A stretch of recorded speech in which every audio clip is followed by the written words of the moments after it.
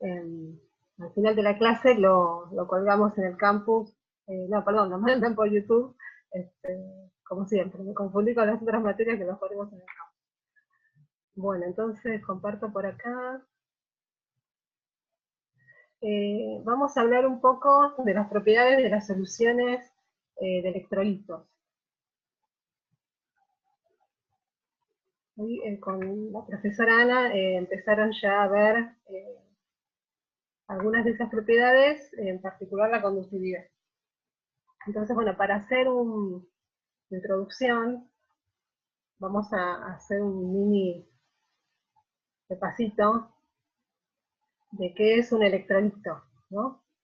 Bueno, la particularidad de estos sistemas de electrolitos es que cuando están disueltos en agua, liberan iones en esa solución. ¿Sí? En principio son sustancias sólidas, que son sales, y una vez en contacto con el solvente, que en la mayoría de los casos que vamos a ver va a ser agua, tienen esta propiedad de disolverse liberando iones, es decir, partículas cargadas de manera positiva o negativa. En este caso está el cloruro de sodio, y bueno, libera cationes sodio y aniones cloruro. Este hecho particular de que estas partículas tengan cargas netas hace que el sistema sea altamente no ideal, ¿sí? Son soluciones que tienen desviaciones importantes al comportamiento ideal, justamente porque hay una fuerte interacción entre ellas debido a las fuerzas del tipo coulombicas que se generan, ¿sí? Al estar cargadas de manera permanente, se van a atraer o repeler de acuerdo, ¿no?, al valor de esas cargas. Esa es un poco la característica principal, ¿sí? Yo acá puse el ejemplo del cloruro de sodio, que se disocia totalmente en sodios y cloruros. Vamos a considerar en principio que estas sales son de disolución total, ¿no? O sea, son electrolitos fuertes.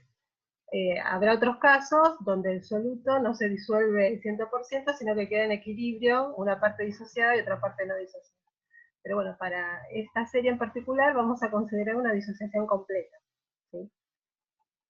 Otra propiedad importante de este tipo de sistemas es que al contener iones disueltos, también hace posible el fenómeno de la conducción eléctrica, ¿sí? Si uno se arma un sistema parecido a este que les muestro acá, y espontáneamente puede empezar, ¿no?, a circular una corriente por una diferencia de potencial que así lo permite, y se genera un sistema donde la circulación de estos iones es posible, ¿sí? En la parte de solución serán los iones, y luego la parte metálica serán los electrones. Acá en el dibujito, esa generación de corriente eléctrica hace que, por ejemplo, se prenda esta lamparita y nos demos cuenta, ¿sí?, de que está ocurriendo este fenómeno, ¿sí? Ya igual lo vamos a ver más en detalle en la clase que viene. Pero bueno, estas serían un poco las dos características principales, ¿no?, de estos electrolitos: liberar iones en solución y conducir, y tener la capacidad de conducir la corriente si se aplica una diferencia, ¿no?, de potencia. Bueno, acá puse otra sal, que es el nitrato de calcio, ¿sí?, donde se libera un catión calcio y dos aniones de nitro, ¿sí?, nitrato. Eso va a depender entonces de cómo es la estequiometría, ¿sí?, de la sal. De manera general, uno podría escribir una sal genérica, ¿sí?, con esta simbología. Se las pongo ahora porque después vamos a retomar estos símbolos. Acá, en esta serie, hay un montón de simbología nueva que van a tener que empezar a recordar.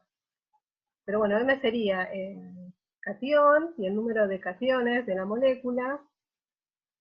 X sería el anión y el número de aniones de la molécula, que cuando se disocia generan nu más cationes y nu menos aniones. Acá son aniones, ya tengo un error.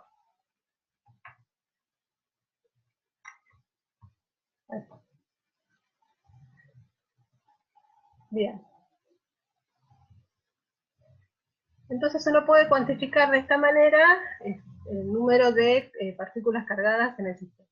¿Sí? Por otro lado, la solución de electrolito cumple esta condición de electroneutralidad, es decir, que el producto del número de cationes por su carga, ¿sí? La carga del catión es la que acompaña a M, y la carga del anión es la que acompaña a X, en estos valores de Z. Entonces el producto del número de cationes por la carga de los cationes tiene que ser igual al número de aniones por la carga, por el módulo, ¿no?, de la carga de los aniones. Si no, estaríamos en presencia de una solución que nos da una especie de cortocircuito. Esto quiere decir que las cargas eléctricas sí están balanceadas. No hay más cargas positivas que cargas negativas. ¿Sí? La carga neta total tiene que ser cero. Bueno, entonces, esta propiedad de los electrolitos de conducir la corriente se puede medir. ¿Sí? Vamos a empezar ahora a hablar de la medición de la conductividad, ¿no?, como propiedad. También se puede estimar de manera teórica y se puede medir, ¿sí?, se da el caso. Esta es una celda de conductividad que se utiliza justamente para medir la conductividad de las soluciones de electrolitos. Es un equipo que básicamente mide resistencia. ¿Sí? Acá hay una esquemita donde está una celda. Esta es la solución que contiene el electrolito disuelto y yo quiero medir qué capacidad de conducir la corriente tiene. Entonces hay que sumergir un par de placas metálicas que funcionan como electrodos. Esta sería la celda, ¿no?, de conductividad propiamente dicha. Y esas placas están conectadas a lo que se conoce como puente de Winston. Ustedes por ahí lo recordarán de otras materias de física. Pero la utilidad del puente de Winston es medir resistencias. ¿Sí? Hay un sistema de resistencias y en definitiva lo que termina midiendo el equipo es la resistencia, la conducción de la electricidad, de la corriente, de esta solución, en el medio de estas dos placas, ¿sí?, que sería la celda. Imagínense que la solución está abarcando, ¿no?, las dos celdas, y para que circule la corriente que uno aplica, en el medio de estas celdas hay una resistencia al paso de corriente, como cualquier sistema conductor, ¿no?, ofrece una resistencia. Entonces lo que me va a interesar medir es cuánto vale esa resistencia al paso de la electricidad o de la corriente. Bueno, entonces, una vez que tengo armado el dispositivo, el valor que obtengo, ¿sí?, es lo que se conoce como la resistencia, ¿no?, de esta solución, ubicada en estas placas. Esa resistencia va a ser proporcional a la separación entre las placas, ¿sí? O sea, cuando más separadas estén, más va a resistir, más se va a oponer, digamos, al paso de la corriente, e inversamente proporcional al área, ¿sí?, de estas placas, de estos electrodos de la celda. La constante de proporcionalidad que vincula la resistencia con este cociente es lo que se conoce como resistividad de la solución. ¿Sí? No es la resistencia, sino la resistividad. Acá hay nombres como parecidos, entonces es importante prestar atención para no confundir. R grande es la resistencia y ρ es la resistividad. Las unidades de R son las unidades de ohm. Las unidades son nuevas también. ¿Sí? Es una unidad particular para la resistencia. Si ustedes miran la definición, ¿sí?, y despejo la resistividad de acá, voy a obtener una forma, ¿no?, rápida de ver qué unidades tiene la resistividad.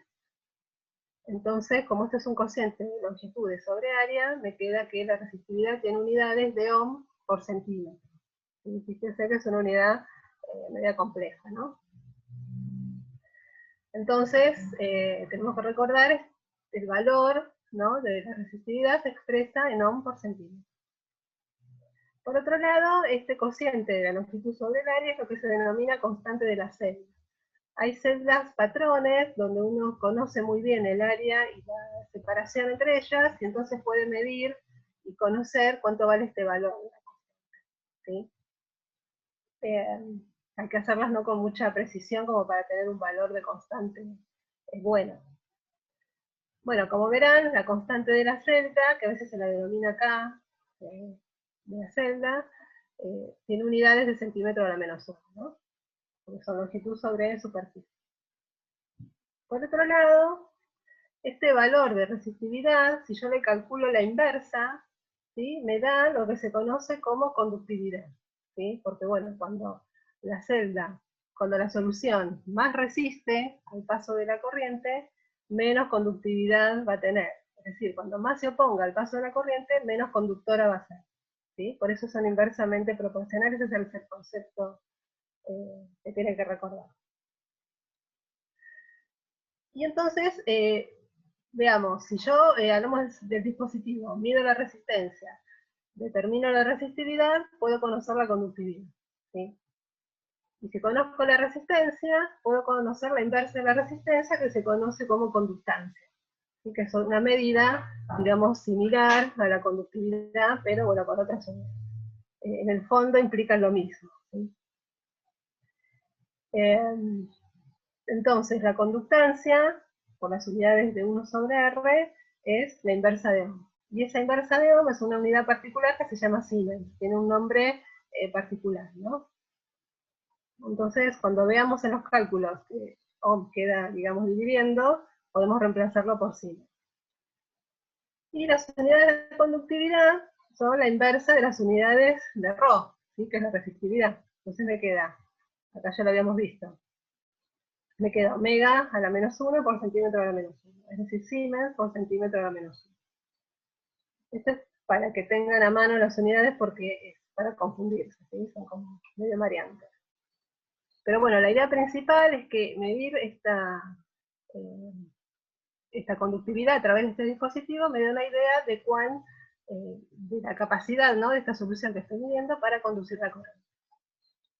Esa conductividad va a ser función, bueno, de muchas cosas. Yo la estoy midiendo, pero tengo que pensar que esa conductividad va a tener una dependencia en cuanto a la concentración de los electrolitos disueltos, ¿sí?, en cuanto al valor de sus cargas, al tamaño de esos iones, que son más bien puntuales o más grandes, a la temperatura al cual está expuesto, a la presión y al tipo de solvente, ¿no? En este caso vamos a considerar el agua, pero bueno, podría ser otra. Entonces, globalmente todas estas variables influyen en el valor de la conductividad. Yo acá la estoy midiendo sencillamente, no tengo, digamos, más información sobre esto, tendría que hacer un estudio de, bueno, variar distintas concentraciones y ver cómo cambia la conductividad. Eso lo vamos a ir viendo ahora en los ejemplos, ¿no?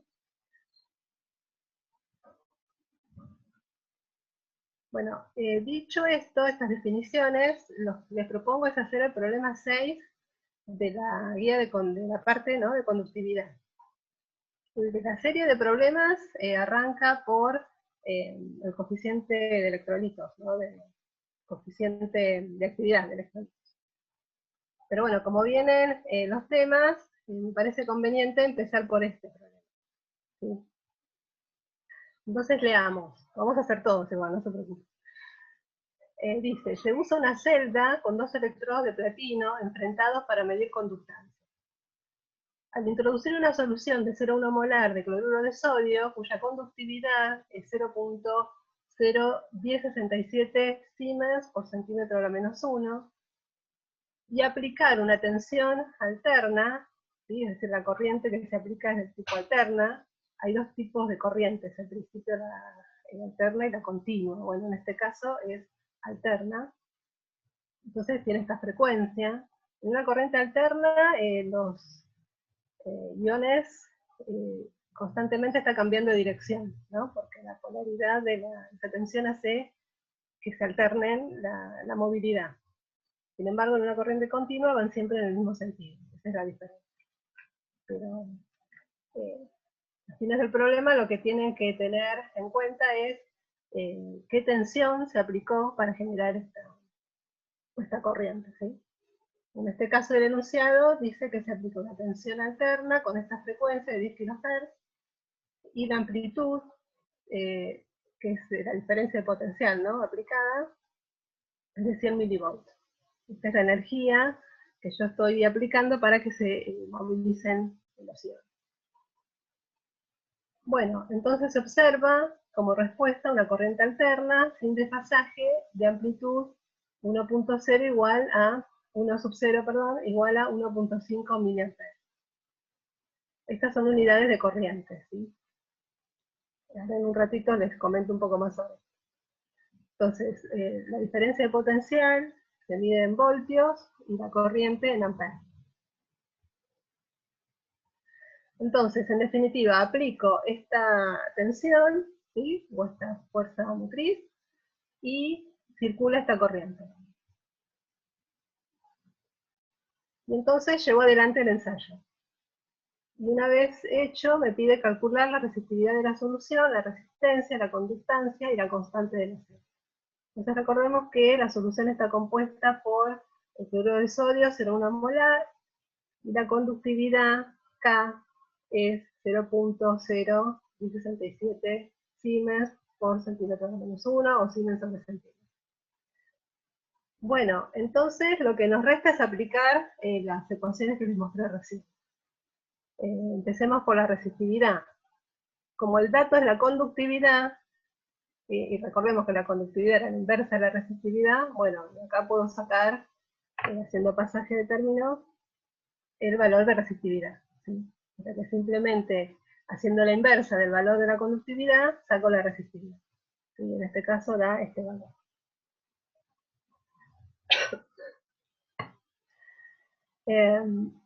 Bueno, y para la resistencia, ¿sí?, voy a ayudarme por otra ecuación que ustedes seguramente ya han visto, que es la ecuación de la ley de Ohm, ¿sí? Acá está la relación. El valor de resistencia que uno está determinando también va a estar determinado por el voltaje, ¿sí?, de la fuerza motriz sobre el valor de la corriente, ¿sí? Esta es la definición, digamos, de la ley de Ohm para un sistema donde se aplica una diferencia de potencial V sub 0 y circula una corriente I sub 0. Esto lo deben recordar de la parte de circuitos, ¿no?, de eléctrico. Ahí se aplicaba, en este caso también sirve, ¿no?, es válido. Entonces, bueno, los datos del enunciado me dan el valor de V0 y de I0. Entonces, para calcular la resistencia, lo único que tengo que hacer es hacer el cociente, ¿no?, con los datos del enunciado. Bueno, cuando ustedes hacen la cuenta, me da que este es el valor de la resistencia de esta solución en ohm, 66,67. Bueno, la conductancia, una vez que tengo la resistencia, es simplemente calcular la inversa, como ya vimos en la definición, es 0.015 Siemens directamente. Es la unidades de conductancia. Y para la constante de la celda, que es lo último que me quedó, aplico, bueno, la definición, ¿sí?, de la relación entre la resistencia, la resistividad y la constante de la celda. Bueno, acá los datos que ya averiguamos son la resistencia y la resistividad. Entonces simplemente despejo y averiguo el valor del cociente, que es la constante de la celda. Los valores ya los teníamos previamente calculados, ¿sí?, así que 0,71 centímetros a la menos 1. ¿Me fueron siguiendo con este problema? ¿Tienen alguna pregunta? Sí, profe. No, quedó claro. Está claro. Bueno, este problema tiene otra parte, pero bueno, esta parte la vamos a ver la vez que viene. Ahora voy a seguir con otras propiedades de la solución de electrolitos, así que vieron hoy también en la clase teórica. Ok. Bueno, siempre que hay un fenómeno de corriente eléctrica, de conducción de corriente, en el fondo lo que está involucrado es un fenómeno de transporte, ¿sí? Siempre que hay algo que se mueve, digamos, hay un fenómeno de transporte de ti. Y siempre que hay una carga que se mueve, ¿sí?, es porque hay una fuerza que la está moviendo. Y si hay una fuerza que la está moviendo, hay un campo, digamos, asociado a esa fuerza. Entonces, cuando uno considera el fenómeno de conductividad eléctrica, ¿sí?, lo que se están moviendo son justamente las cargas. Entonces, si uno piensa en cuán rápido se mueven esas cargas, ¿sí?, por eso acá puse velocidad de flujo de carga, por unidad de área, miren este esquema, ¿sí? Supónganse que tengo un conductor que posee un alambre, ¿sí?, de una cierta longitud, por el cual se aplica una diferencia de potencial, ¿sí?, que está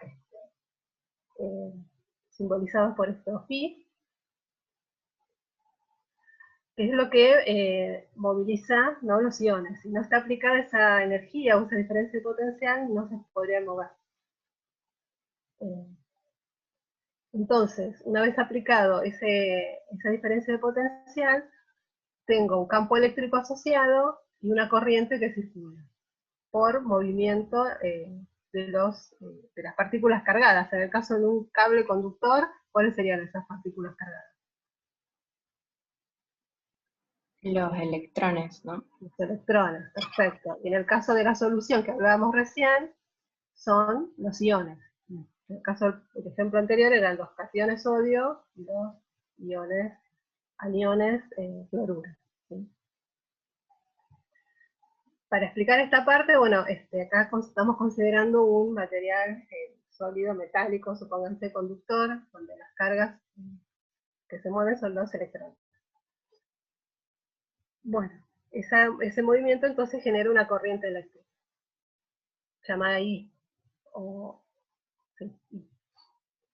Bueno, entonces, ese flujo de carga, o sea, cuán rápido se van a mover esas cargas por unidad de área, ¿no? El área es la sección de este cable, va a ser proporcional a esta diferencia de potencial entre los extremos, ¿sí?, de este cable. Cuando más diferencia de potencial, más rápido se estarán moviendo, ¿sí? Como cuando hay más energía, más rápido se van a mover. Esto, dicho así, medio cualitativamente, si uno lo quiere expresar más analíticamente, lo puedo expresar como está acá abajo, ¿sí? Esa velocidad de flujo de cargas, que sería Q, Q representa las cargas que se están moviendo, cómo cambian, ¿no?, esas cargas en función del tiempo, ¿no? Como tengo una velocidad, tengo que meter el tiempo en algún lugar, y entonces lo puedo poner acá. Sería cómo cambian esas cargas, el valor de esa carga, por un cambio, ¿no?, de tiempo de transcurrido el fenómeno. Y eso por unidad de área, por eso está dividido, digamos, por 1 sobre A, o multiplicado por 1 sobre A. Esta diferencia de potencial es este cociente de diferencial de potencial, justamente, en función de la posición, porque va a ir cambiando, ¿sí?, a medida que uno se mueva a lo largo del conductor. Por eso está como una variable respecto de X, ¿sí?, el cambio de la diferencia de potencial respecto de X. Y esta constante de proporcionalidad es lo que vimos hace un ratito como conductividad, ¿sí? Entonces, cuán rápido se mueven esas cargas por unidad de área va a ser proporcional, ¿sí?, esta diferencia de potencial, y la constante de proporcionalidad es la conductividad. Acá hay un signo menos para arreglar este cociente que va a dar negativo, ¿sí?, porque las cargas se van a mover en el sentido de decreciente, ¿sí?, de potencial, ¿no? Por eso este cociente va a dar negativo. Bueno, este movimiento de cargas en función del tiempo es lo que se conoce como corriente. Otra definición que estamos ahora nombrando. Entonces yo podría reemplazar acá la corriente, ¿sí?, directamente. Este cociente del potencial en función de la posición es lo que se conoce como el campo eléctrico, ¿sí?, o sea, con su signo, ¿no?, que lo acompaña para que sea positivo el campo eléctrico. Entonces, esta corriente, este diferencial de Q sobre T es la corriente, y si además la divido por el área, vuelvo a obtener una nueva definición que es la densidad de corriente J, que así la vieron en la teórica. No vi, porque a veces se la denomina I chica también, bueno, dependiendo de los textos y las fuentes. En este caso la vamos a llamar J. ¿sí? Fíjense que es la cantidad de corriente por unidad de área. Puede ser flujo de corriente también. Pero bueno, lo vamos a llamar densidad de corriente. Y por la definición que dimos del campo eléctrico, reemplazamos acá y me queda acá la conductividad por el potencial, por el campo eléctrico. Fíjense que fui haciendo reemplazos, ¿no? No hice nada, digamos, distinto de lo que estaba al principio, pero fui reemplazando definiciones. Bueno, ¿qué pasa con las unidades? Las unidades de la densidad de corriente, ¿sí? Son, fíjense cómo está definida, son entonces amperes sobre centímetro cuadrado, o por centímetro cuadrado a la menos 2, centímetro a la menos 2. Y el campo eléctrico es un potencial, un voltaje, por centímetro a la menos 1, o voltaje sobre unidad de longitud, ¿no? Como era la definición. Voltaje sobre centímetro. Se usa mucho en este tema de centímetros, más que otra cosa. Pero bueno, podría ser metro tranquilamente. Bueno, y bueno, acá está el recordatorio de la ley de Ohm, que ya lo mencionamos hace un ratito, como el cociente entre la diferencia de potencial y la corriente. El cociente. Y las unidades que le corresponden. Esto también lo vamos a usar, por eso se los puse, para recordar que Ohm también se puede, las unidades de Ohm, digamos, están constituidas por el cociente entre las unidades de voltaje y las unidades de corriente, y voltios sobre amperes.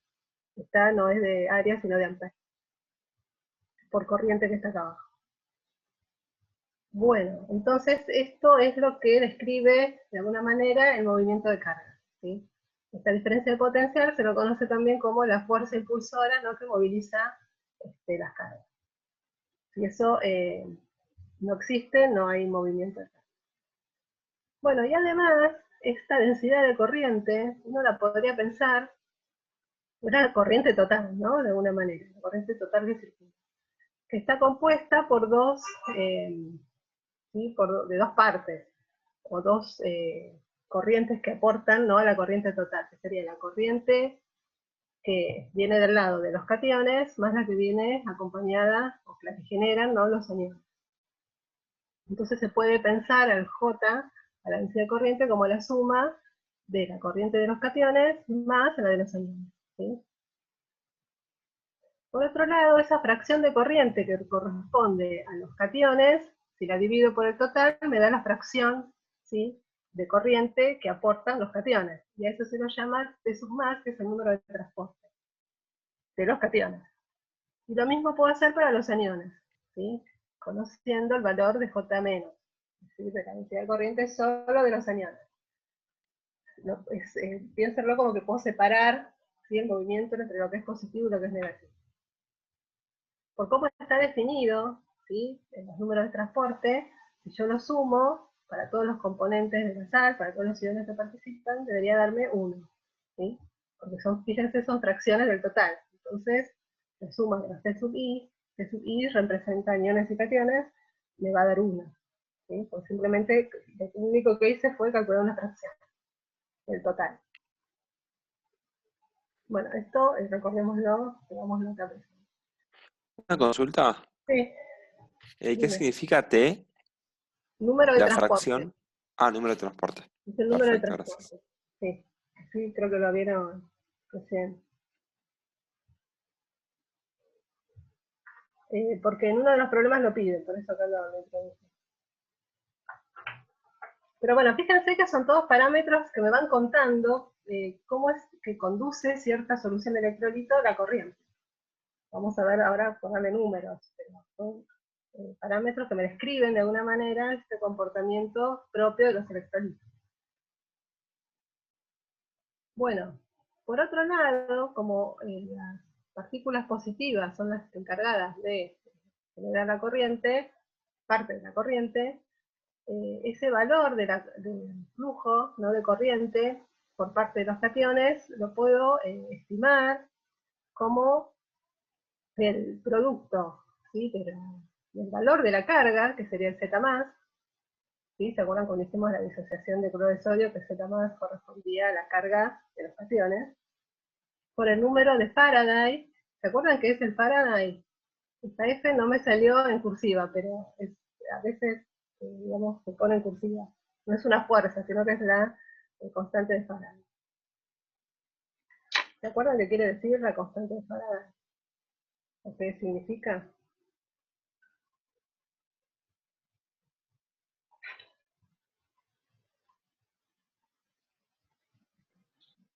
Bueno, les recuerdo las unidades y el valor, ¿no? Tiene un valor que es una constante, por eso la constante de Faraday, y se expresa en Coulomb, ¿sí? Por mol. Entonces representa la cantidad de carga, ¿sí?, que transporta un mol de electrones, o que tiene un mol de electrones. Por eso es Coulomb sobre mol. Las cargas, es algo que no le dije hace un ratito, las cargas netas, la magnitud de la carga se expresa en Coulomb.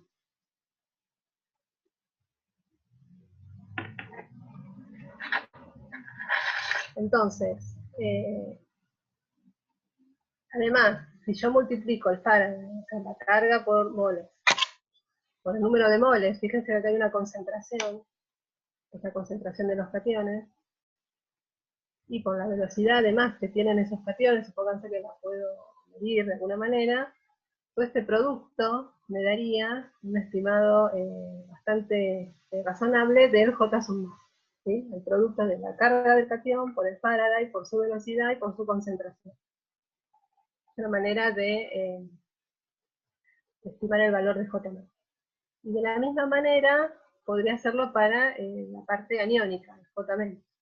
¿Sí? Lo único que me toca acordar es de poner un valor en módulo para la carga, ¿sí?, para que no me quede negativo el valor de J. Pero el resto sería equivalente, sería el valor de la carga del anión, el módulo por el Faraday, por la velocidad y por su concentración, ¿sí? Donde las velocidades son las velocidades de cada uno de estos elementos, positivos o negativos. Bueno, y recuerden que recién vimos que el J era la suma de J más y J menos, entonces lo puedo expresar como esta sumatoria de los Z por F por B por C sub I, donde I representa aniones y cationes. ¿Está bien? Miren que es el J total. Y a su vez habíamos dicho que J también es de la conductividad por el campo, ¿sí? El campo eléctrico. Entonces, bueno, tengo todas estas nuevas relaciones ahora para ver, ¿no? Para usar. Bueno, fíjense que a partir de esta igualdad, me molesta la parte de arriba, esta igualdad, lo que está dentro de la sumatoria, ¿sí? Y si lo divido por el campo eléctrico, me lleva, digamos, a obtener una nueva definición de la conductividad. ¿Sí? Fíjense que la conductividad, si yo paso esto dividiendo para acá, me queda esto. ¿Está bien? Entonces, con esta definición tengo ya una alternativa para estimarla de alguna manera teóricamente, cuando lo que hicimos hace un ratito fue medirla directamente. ¿Sí? Es un valor empírico medible. Pero de esta manera ya tengo otra forma de estimarlo mediante un cálculo, conociendo, ¿no?, todos los factores que intervienen.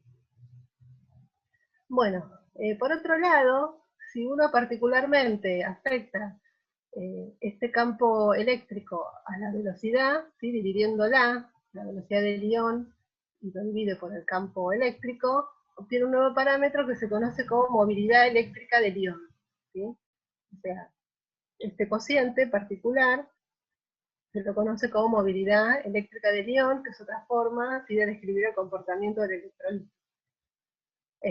Fíjense que acá abajo yo despejé el valor de la velocidad como el producto, ¿sí?, de esta movilidad que estamos definiendo ahora por el campo.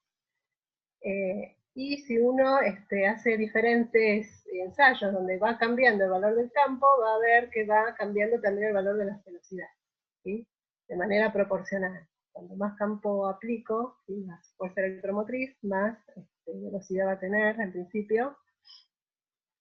Y esta constante que vincula estos dos parámetros de velocidad y de campo es la movilidad. y esta no va a cambiar, esta va a ser única o particular de este electrolito que estoy analizando. Puedo cambiar E, y en función de cambiar a B, pero no U. Eso es lo que les quiero mostrar con este función. Por eso es una constante de proporcionalidad. Eso hace que sirva para tener valores tabulados de movilidades de electrolitos, ¿sí? Entonces uno puede encontrar tablas con valores, ¿sí?, de los U en ciertas condiciones, en particular cuando está el sistema muy diluido, ¿no?, en un ion que a uno le interesa. Entonces uno puede ir a los handbooks y encontrar las movilidades eléctricas, por ejemplo, del sodio, del cloruro, puede encontrar también del, bueno, de muchos otros cationes y aniones, incluidos los oxidrilos y los protones. Y si ustedes recuerdan de la clase de recién, los oxidrilos y los protones, ¿no?, los H+, tienen movilidades muy altas comparadas con otros iones, ¿no? Por ahí el tamaño un poquito similar. Sin embargo, se eleva mucho la movilidad porque ocurre un fenómeno particular que no ocurre con otros iones, ¿no? ¿Se acuerdan cuál era? Ese, lo que pasaba con los protones y los oxidrilos en cuanto a la movilidad.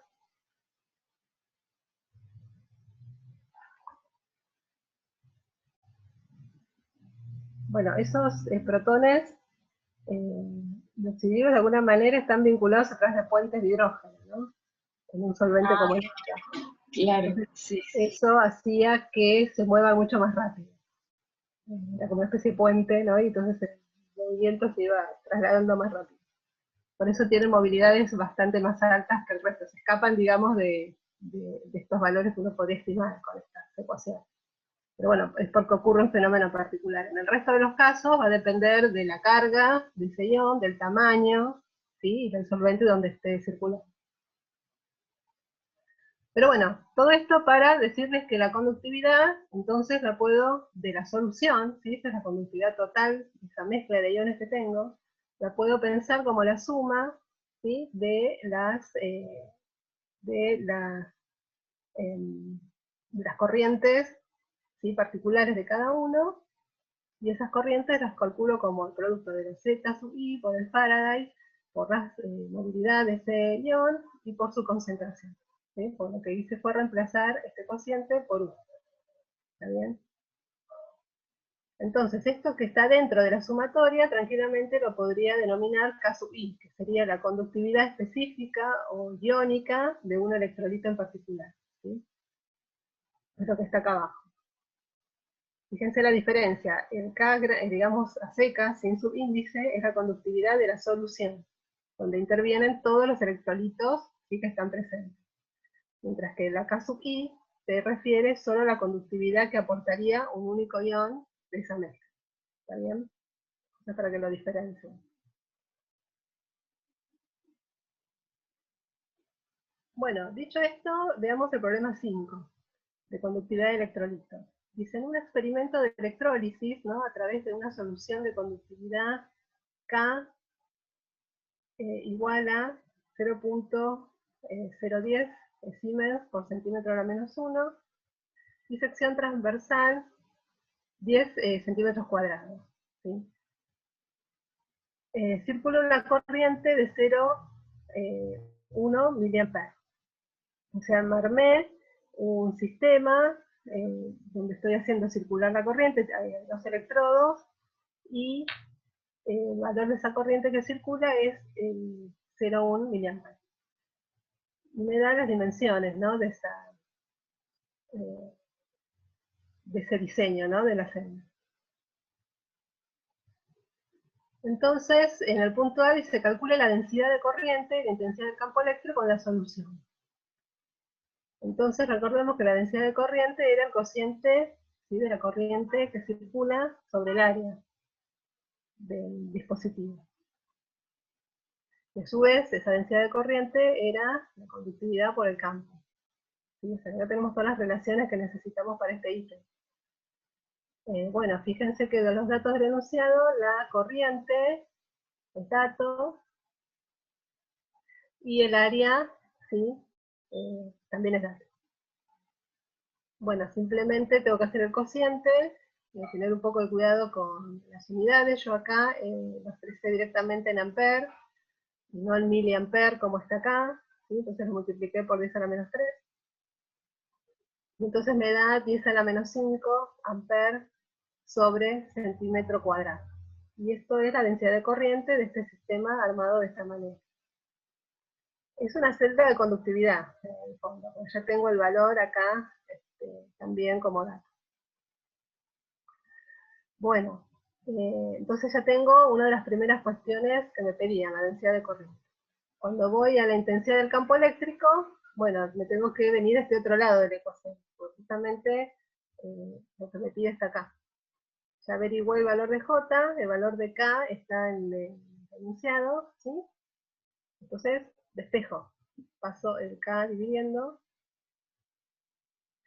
o capa dividiendo, y tengo ya entonces cómo calcular el campo. El J lo acabo de calcular recién, y el dato de K o de capa es conocido, y listo. Entonces ya puedo hacer la cuenta. Acá lo pasé a metros, por ejemplo, pasé de centímetro a metro para tener estas dos opciones. Pero bueno, el valor entonces del campo es 10 a la menos 3 voltios sobre centímetros o 0,1 voltios sobre metro. Para llegar a estas unidades, fíjense que usé que Siemens vale la inversa de ohm, y que ohm es voltio sobre amper, como vimos hace un ratito. Entonces cuando se reemplazan las unidades, bueno, les tiene que aparecer esto, que son las unidades de campo, ¿no? Acuérdense que era diferencia de potencial sobre diferencia de distancia o longitud, o diferencial de longitud. Bueno, ¿alguna pregunta con esto? ¿Este ítem en particular? Creo que no. Más o menos siguiendo. Sí. Perfecto. Bueno, entonces el ítem B, dice si se trata de una solución de una sal 1 a 1, es decir, que libera un catión y un anión cargados uno más y uno menos, y el número de transporte del catión es 0,6, calcular la movilidad y la velocidad media de cada uno de los iones. Y me da el dato, bueno, del número de Avogadro, pero bueno, en realidad no me va a pasar. Eso venía por si no conocía el valor del Faraday, ¿no? Porque, como les dije que era la carga de un mol, ¿no? Y si conozco la carga de un electrón, y lo multiplico por el número de Avogadro, me da el Faraday. Pero bueno, usamos directamente el Faraday como dato. Claro, Bueno, sí. perfecto. Entonces no se preocupen porque no lo van a necesitar. Bueno, entonces el ejemplo del punto B sería como tener una solución de cloruro de sodio, ¿no? Este es un electrolito 1 a 1, ¿sí? Porque libera un catión y un anión cargados uno más y uno menos respectivamente. Entonces, ¿qué tengo que hacer? Tengo como dato el número de transporte del catión, que era T sub más, ¿no? Acá, este. T sub más era J más sobre J, sobre el total, de la densidad de corriente del catión sobre la densidad total. Bueno, ¿cuánto vale J? Bueno, J, o densidad de corriente total, es la que acabo de averiguar recién en el punto A. Entonces uso ese dato, ¿sí? Esto es lo que está copiado acá, es lo mismo que está en acá, ¿sí? Lo único que cambia es que lo pasé de centímetro cuadrado a metro cuadrado. Por eso tiene distintos valores. Pero bueno, en definitiva tengo el valor, ¿sí?, de J total.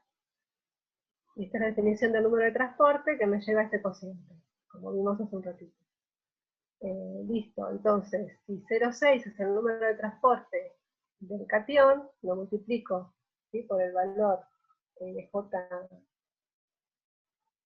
total, ¿no?, que acabo de averiguar, y me daría el valor de la corriente de los cationes, ¿sí?, el J. Entonces, haciendo la cuenta, me da que es 0,06 amperes sobre metro cuadrado, ¿no?, que las mismas unidades que J solo, ¿no?, que J a seca. Pero bueno, ¿esto qué representa? Representa la fracción de la corriente que es transportada, ¿no?, de alguna manera por los cationes. ¿Sí? Y lo Ok, mismo puedo hacer para la parte de los aniones.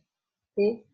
Como tengo el J total, y vimos que la suma de los J, J más y J menos, eran el J total, bueno, teniendo el total y teniendo el de los cationes, puedo sacar el de los aniones, ¿no? Simplemente haciendo la diferencia. Este 0,1 es el total y este 0,06 es el que acabo de averiguar para J más. Listo. Entonces ahí tengo el J menos. Que miren, si lo sumo, justamente me da 0,1, que es lo que me tiene que dar. claro. Esto, Profe, bueno, también, dejémoslo. ¿Cómo? Perdón. que también no me había dado cuenta de ese detalle, pero lo pensé como si nos dan el transporte del catión, bueno, menos le restamos eso a uno y ahí volvemos a despejar, por ejemplo, en otro Perfecto. caso. Sí, sí. Se hace esto mismo, pero para el anión. Sí, perfecto. Esto, en este caso, en este caso el problema es el número de transporte del anión, ¿cuánto es? De acuerdo a esto que 0,6 creo que. 0,6 es el catión, es el número de Claro, transporte del catión. Entonces del anión tiene que valer 0,4. ¿Sí? 0,4, claro. Sí, sí. Como estoy sumando esas fracciones, la suma total me tiene que dar 1. Sí, esa sería otra alternativa totalmente válida. Sí, sí, sí. Buenísimo. Entonces, ahora lo que sigue es calcular movilidades y velocidades. Entonces, para eso voy a usar la definición adicional que vimos del J+. ¿Sí? Y de acá voy a despejar el valor de una velocidad, ¿no? Como está acá la velocidad. Entonces, despejada de acá sería el valor de la densidad de los cationes sobre Z, sobre F, sobre C. Todo de los cationes. ¿Sí? Entonces, lo importante de ver acá de esta ecuación es que la velocidad, de alguna manera, depende inversamente proporcional, o es inversamente proporcional a la concentración, ¿sí?, de estos iones. ¿Sí? Ven que está afectado por concentración a la -1, está en el denominador, la concentración. ¿Sí? Lo cual uno diría, bueno, si está muy concentrado, tengo muchos iones, pero sin embargo circulan más despacio. ¿Eso con qué tendrá que ver?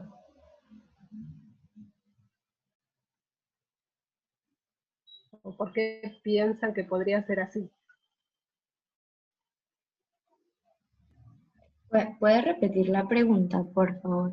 Que se me cortó. Claro, fíjate qué dice esta definición. Hasta acá me siguieron que despejé velocidad de esta ecuación, ¿sí? Entonces paso todo para el lado de la izquierda, digamos, dividiendo, y me queda el cociente de la corriente de estos cationes, dividido su carga, dividido el Faraday, dividido la concentración.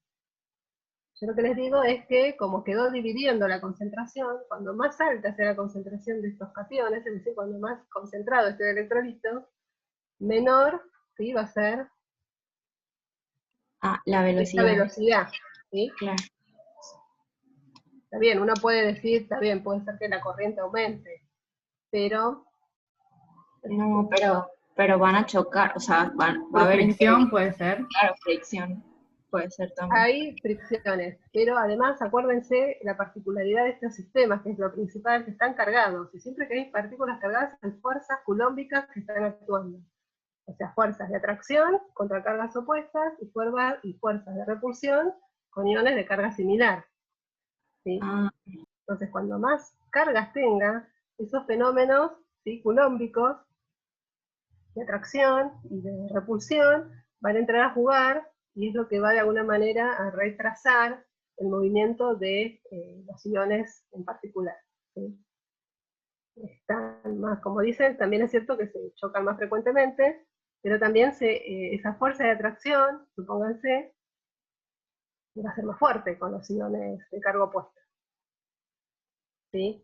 Entonces, en definitiva, lo que hacen esos fenómenos es retrasar el movimiento. No los dejan, se quieren mover para un lado, para donde tira la diferencia de potencial, pero sienten una fuerza que los está frenando. ¿Sí? Por eso es que quedan afectados de esta manera con la concentración. Eso es un poco lo que busca que vean este problema, ¿sí? Cómo afecta la concentración al valor de la velocidad. Pero bueno, para calcular una velocidad necesitaría tener el valor del J, del Z, del F y del C. Tengo todo menos lo de C, porque en el problema no me dan datos de concentración. Bueno, entonces, una salida, para no quedarnos sin calcular esto, y ver cuánto da, sería suponer que estamos en una concentración de cationes de 0,1 molar. Es como si hubiera puesto una cantidad de sal, de cloruro de sodio, 0,1 molar. ¿Sí? Entonces supongo, digo, bueno, pienso, por ejemplo, que vale esto. Entonces ahí sí puedo hacer la cuenta. ¿Ven? Porque ya tengo el valor del J+, que lo saqué del ítem anterior, el Faraday, que siempre es dato, el valor de la carga lo sé, porque es el cation, era 1 a 1 este electrolito, y acabo de decir que la concentración va a ser 0,1. Entonces, bueno, ya tengo, digamos, datos como para sacar un valor, B es un más, y me está dando 6,2 por 10 a la menos 9 metros sobre segundo, como, digamos, todas las velocidades que tienen que expresar, ¿no? En longitud sobre tiempo. Fíjense las unidades que les da así. Acá, este litro, lo tuve que pasar en metro cúbico en algún momento para que me den las unidades, ¿no? Esa conversión acá yo no la puse, para tenerla en cuenta, para poder obtener después el resultado en metros sobre segundo. Para que aparezca el tiempo, acá también tengo que haber reemplazado estos valores de Coulomb, ¿sí?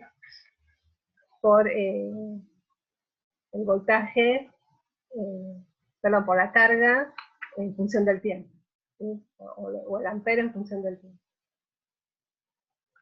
Déjenme ver si lo tengo acá. Anotado, se lo puedo anotar, pero no lo tengo acá escrito. O sea, ¿se acuerdan cuando definimos corriente? A ver, lo voy a mirar de arriba. Acá. Acá. Corriente, ¿sí? Esto está en ampere. Y por esta definición es carga sobre tiempo, ¿no? Entonces si reemplazo este ampere acá, y acá pongo Coulomb, que es la unidad de las cargas sobre tiempo, ¿sí? En la ecuación que vimos recién, ahí es donde me aparecen los segundos. Y eso es lo que quiero que vean. Entonces Coulomb sobre segundo es ampere. Entonces ampere por segundo es Coulomb. ¿Sí? ¿Me siguen con esa? Sí, sí. Sí, se entendió. Cuando Sí. voy acá, les digo porque no lo anoté. Acá tendrá que poner ampere por segundo, ¿sí? Para que me aparezca este segundo de acá.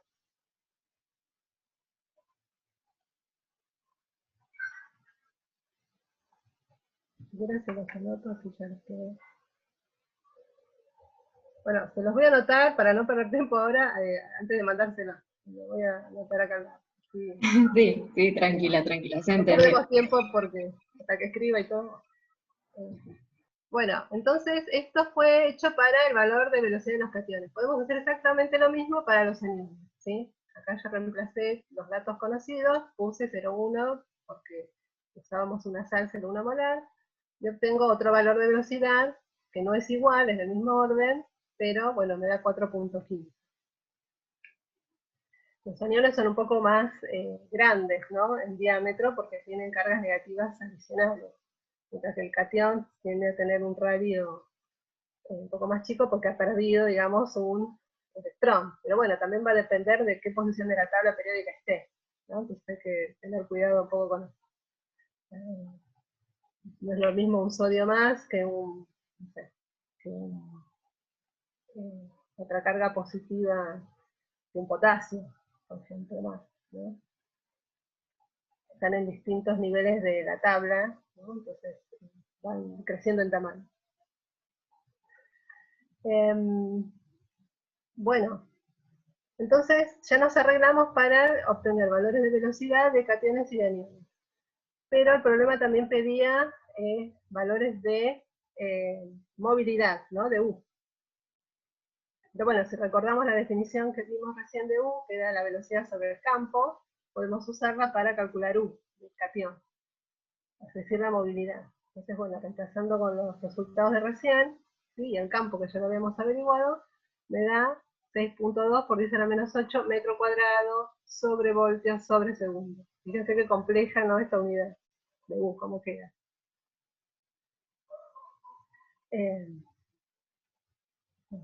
Quiero chequear. Estoy bien, me parece que está bien. Pero me equivoqué, no.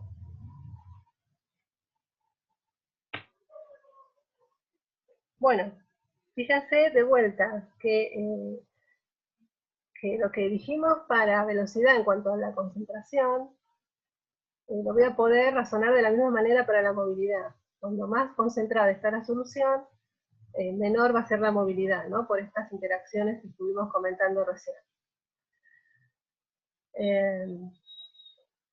Digamos que eso es lo que tendrían que recordar básicamente de este problema, ¿no? Más allá de cómo hacer las cuentas y qué ecuaciones usar. Ustedes podrían repetir todo el cálculo para otras concentraciones de electrolitos, por ejemplo 0,01 molar, un poco más diluida, y ver cómo cambian estos valores, ¿no? O al revés, concentrarlo un poco más y ver qué. Pero la tendencia va a ser esta, ¿no? Van a verificar si usan 0,01 molar, que la velocidad le va a dar mayor, porque este va a ser un número más chico, ¿no?, comparado con el que usamos en este caso. Claro, Bueno, sí, exacto. se los Para dejo de darnos cuenta, los dejo para de darnos ejercicio a cuenta ustedes. tendríamos que comparar, ¿no? ¿Cómo? Perdón, no te escuché. Que claro, que para darnos cuenta tendríamos que comparar entonces los valores, para que eso Sí, se sí. Pero bueno, ya igual, viendo que está dividiendo la concentración, ¿sí?, todo lo demás no cambia, cuando más chico es el valor que pongas acá, más grande te va a dar este valor. Pero está en un denominador. Es así. Pero bueno, igual háganlo y verifíquenlo y sáquense. Convénzanse. Bueno, hasta acá lo que quería mostrarles de conductividad. Queda un medio ejercicio más y otro que lo vemos la vez que viene, ¿sí? Vamos a ver un poco más qué es la conductividad molar, que no es exactamente igual hasta acá que estuvimos nombrando hasta ahora. Bueno, ahora me interesa mostrarles otra cosa, para adelantar un poquito lo de la vez que viene. Esto que les voy a contar, no lo vieron todavía en la teórica, lo van a ver la vez que viene, entiendo. Pero como en teoría tenemos la próxima clase para terminar la serie 12, si dejo todo para la próxima va a ser demasiado. Entonces quería adelantar un poquito hoy. De todas maneras, si no llego el viernes a ver todo, por ahí me tome un rato del miércoles, ¿sí? Si es posible. Hablo después con las chicas, a ver si pueden, si me dejan. Pero bueno, vamos a tratar de. También depende si Ana termina de dar la teórica el viernes, que yo entiendo que es la idea que tiene. Bueno, como verán, este tema es un poco pesado, ¿sí? Pero bueno, hay que darlo y lo tienen que saber, es importante, ¿no?, que sepan el comportamiento de los electrolitos y lo tienen que saber para el parcial. Bueno, fíjense este esquema, que es el que les mostré hace un rato, ¿no? Lo copié y lo pasé para allá. Mirá el repasito de electrolitos. Pero bueno, me interesa ahora que hagamos este ejercicio, lo voy a sacar de la pantalla y voy a tratar de irme un poquito para abajo. A ver si lo ven, si lo chico. ¿Ahí lo ven bien o está muy chiquito? Ahí lo ven bien, ¿no? Yo veo una diapositiva que dice la conductividad eléctrica involucra un movimiento de carga. No, Claro, yo también veo eso. Porque tengo que dejar de compartir, me parece. Ahí está el error. Porque es otro PowerPoint, perdón, ¿eh?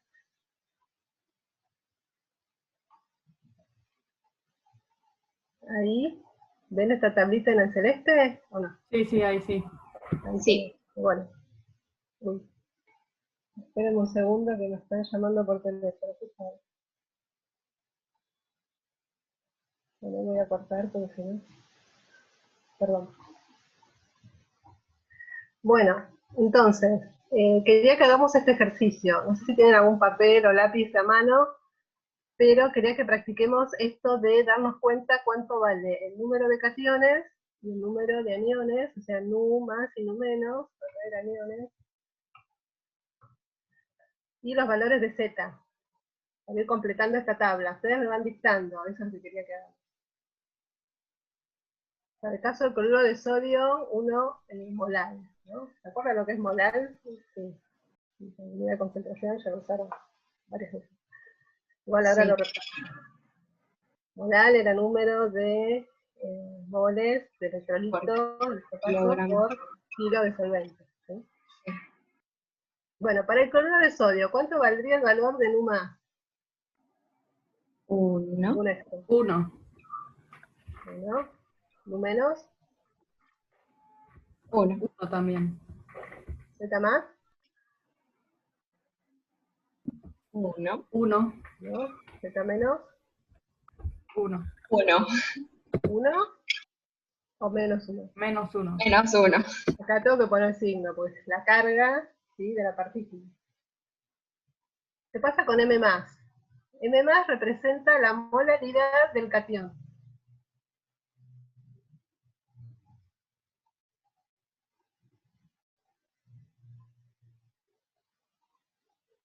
Fíjense la ecuación, si parto de 1 molal de cloruro de sodio, ¿cuánto tengo de cationes de 1. sodio y de Lo cationes mismo. de cloruro? Lo mismo. Lo Acá mismo. me queda 1 y acá me queda 1. Positivos porque son concentraciones. Y acá quería que pongamos entonces la relación de esta sal, 1, 1. ¿No? Porque son los valores de nu más y nu menos. Bueno, este era fácil, vamos al de abajo, al nitrato de calcio. Nu más. 1. 1. Lo tienen acá arriba igual, acá tienen el machete. 2. 1 para... 1. 1. Menos. 2. 2. Bien, 2. perfecto. ¿Alguno que no le quede claro, tenga dudas, que avise? Bien. Sí, Tengo el grito, porque ¿por qué ahora 2 nu. ahí? Sí, porque nu menos me indica el número, ¿sí?, de aniones que genera esta sal. Ah, El está número de bien. moles de aniones, que coincide con la estequiometría, ¿no? Ujú. Ok, ok. Digamos, disociación, ¿sí? Me libera esta sal, nitrato de calcio, me libera un mol de cationes calcio, Sí, más 2, y 2 moles de aniones nitrato menos 1. ¿Sí? Entonces, nu más 1, nu menos 2. Z más, más 2. Más 2. 2 positivos. Y Z menos, Menos 1. Menos 1. Menos. bien, menos 1, porque la carga del anión es menos 1. Y M más, 1. 1, 1. M menos, 2.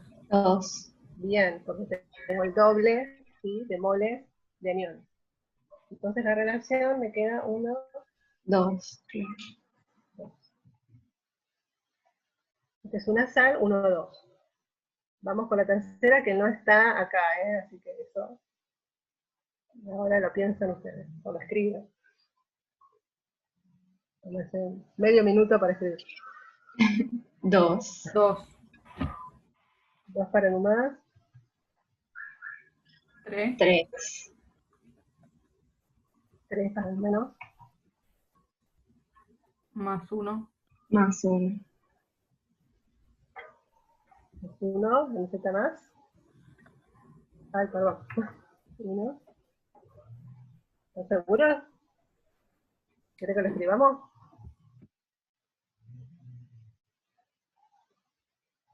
Más 3, ¿no es? Lo escribo acá. Al, 2. ¿Cuánto es la carga del aluminio? 3.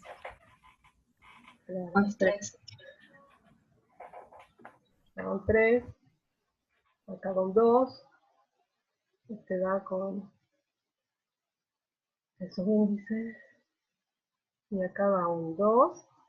Perdón, un 3. Acá va un 3. Y acá va un S. Les quedó así, ¿no? ¿Y qué pasa con la carga del sulfato? 2 menos. 2, menos 2. Menos 2. Esta sería la que corresponde a esta sala. Así es la disociación. Entonces vamos de vuelta. 2 para el cation, 3 para el anión, 2 para Z más, menos. Perdón, me equivoqué. ¿No es 3? Sí, perdón. Más 3, menos Más 2. 3, exacto. Perdón, yo me confundí. 2, 2, 2, 3. Y 3. y acá entonces me queda 2, 3. 2, 3. bien. Se cumple la condición de electroneutralidad. Eso uno rápidamente lo podría verificar, ¿no? Multiplicando B más por Z más, B menos por Z menos en todos los casos. Se debería cumplir. Sí. Se cumple. Sí. Si no es porque nos sobra algún anión o algún cation por ahora. Bueno, esto porque vamos a usar bastante estos nu más y nu menos, y el Z más y el Z menos. Entonces me interesaba que lo practiquemos. Entonces ahora sigo con esta, donde vamos a ver cómo expresar el potencial químico, ¿sí?, de estas soluciones. Esto, digamos, es un mini resumen, ¿sí?, de cómo queda expresado el potencial químico para las soluciones de electrolitos. Como ya les comenté antes, son soluciones altamente no ideales. Entonces van a tener asociado un coeficiente de actividad. Ustedes ya vienen trabajando con soluciones ideales y no ideales, ¿sí? Entonces saben que para las no ideales necesitamos, para cálculo de la actividad de los componentes de la mezcla, un coeficiente de actividad, ¿sí? Entonces, para el caso del electrolito es exactamente igual, pero por las particularidades que tiene, vamos a ver cómo calcularlo, ¿sí? Bueno, entonces supónganse que tengo un electrolito general, ¿no?, que me libera nu más cationes M de carga más Z, y lo mismo para el anión. Nu menos número de aniones por aniones X con carga menos Z. Entonces, si quiero escribir el potencial químico, por un lado, del solvente, ¿sí?, usaría esta expresión, que ya ustedes están acostumbrados a ver, ¿no? Potencial químico del solvente sería el potencial químico cerito, para un estado estándar del solvente, más RT por el logaritmo de la actividad del solvente. Pero bueno, no nos vamos a concentrar en el solvente, nos vamos a concentrar en el soluto, que es lo que me interesa.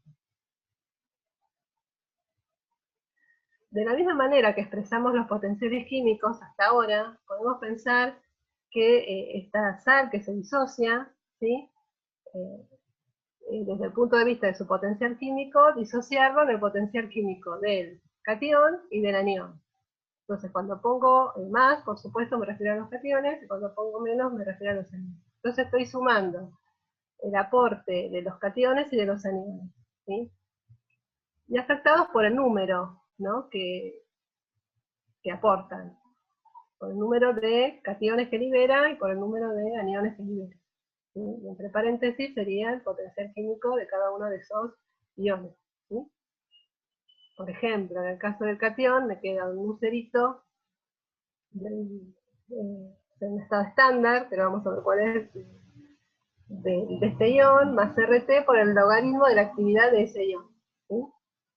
Y lo mismo para el anión. O sea, esta es una manera, digamos, piola, de expresar el potencial químico, ¿sí?, del electrolito, de la sal. Fíjense que acá hay una sub I que representa la sal I, el electrolito I de concentración NI, y la divido en el aporte del potencial químico de los cationes y de los aniones.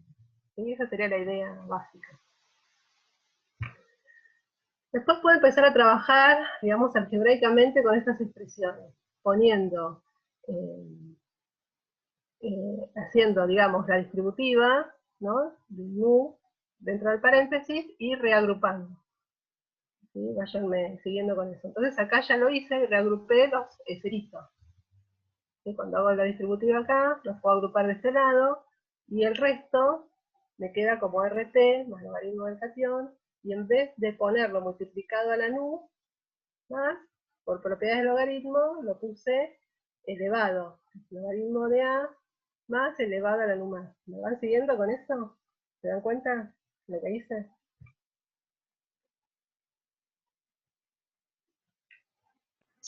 Creo que sí.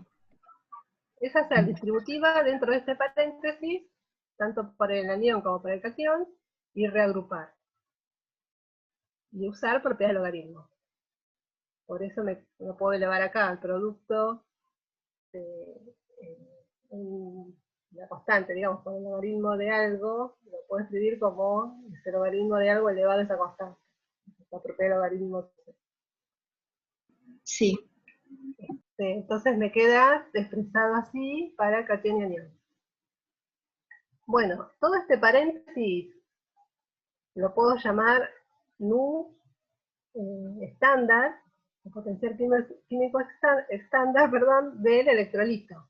¿Cuál sería ese estado estándar? Sería un electrolito donde su molaridad tiende a cero, o sea, una solución diluida ideal del electrolito a una cierta temperatura y presión de la mezcla. ¿Sí? Esa sería una definición posible para el estado estándar.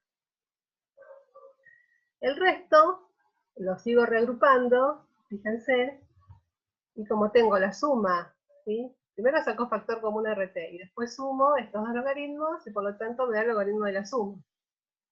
Entonces me queda un cerito por RT logaritmo de la suma de las actividades, ¿sí? De estos dos iones, cada uno elevado al número de iones que generan, ¿sí? A los nu más y nu menos. Entonces, esta expresión la voy a denominar A más o menos, o sea, actividad iónica media, esto es lo que quiere decir cuando tiene el más menos acá abajo, elevado a la nu, fíjense que es una nu sin subíndice, que no es la misma que cada una de estas. Porque no es ni nu más ni nu menos, sino que es la suma de nu más nu menos. ¿Sí? Entonces, haciendo ese reemplazo, ¿no? Fíjense acá lo escribí al costado, puedo decir que A más a la nu más por A menos a la nu menos es A más menos a la nu. Esa sería la definición nueva, importante, que tienen que, digamos, recordar. Y si quiero despejar A más menos, solita, paso, digamos, este exponente como raíz o como elevado, perdón, a la 1 sobre este valor de nu. ¿Sí? Fíjense que acá saqué el nu como exponente y lo pasé, entre comillas, digamos, para el otro lado. Esta es una manera de expresar la actividad iónica media del electrolito. ¿Sí? Mientras que A más y A menos es la actividad del catión o del anión. ¿Sí? ¿Se entiende la diferencia? Sí. Es como la actividad del electrolito completo, o sea, unido, digamos, antes de disociarse. Claro, en conjunto, todo ese electrolito disuelto en el solvente, que supónganse que es agua, tiene una actividad iónica media, que es la actividad del electrolito. Otra cosa será la actividad del catión y otra cosa será la actividad del anión. A eso apunta esto, a diferenciar qué actividad aporta el catión, cuál la del anión, y esta que es el global, por decirlo así. Esa es un poco la idea. A veces también este A más menos a la nu se lo llama A sub I de la sal. Y en vez de ponerle A más menos, sería como directamente la de la sal, o del electrolito, y tienen esta relación, ¿no? Pero bueno, vamos a trabajar con esta, A más menos a la nu. ¿Sí? Entonces, de la definición de actividad, ¿qué se acuerdan? Si ustedes tuvieran que definir una actividad de algo, de un componente, de una mezcla,